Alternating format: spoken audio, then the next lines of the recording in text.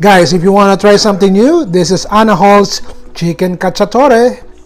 Enjoy! Ay, maraming salamat. Thank you. Alright, nag-enjoy ka ba? Kita niyo po ito. These are 8 large pieces ng chicken thighs that was dredged in all-purpose flour seasoned with salt and pepper. We are going to cook the chicken first with the oil.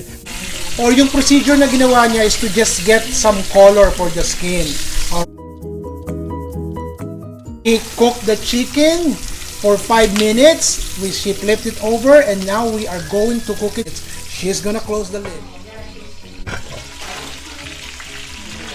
This is after 20 minutes of cooking, guys. So you can see that the chicken skin is brown. Hindi pa siya lutong-luto, alright? We're gonna set the chicken.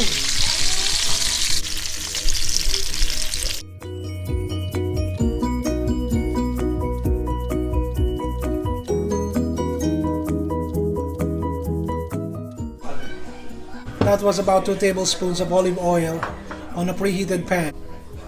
Onions.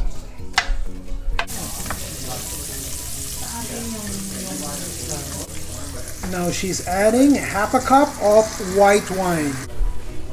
And she is putting two cans. Alright.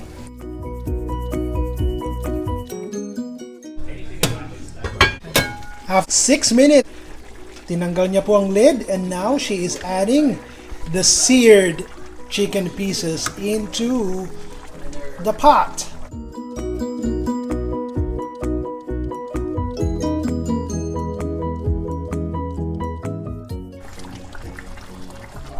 Alright, make sure that the sauce coats the chicken pieces before you close the lid. She cooked it for 2 minutes using high heat, of course, and now she is seasoning it with ground pepper and salt. And now she's adding 2 teaspoons of tomato paste, adding fresh basil. I like basil, that's why I put a lot.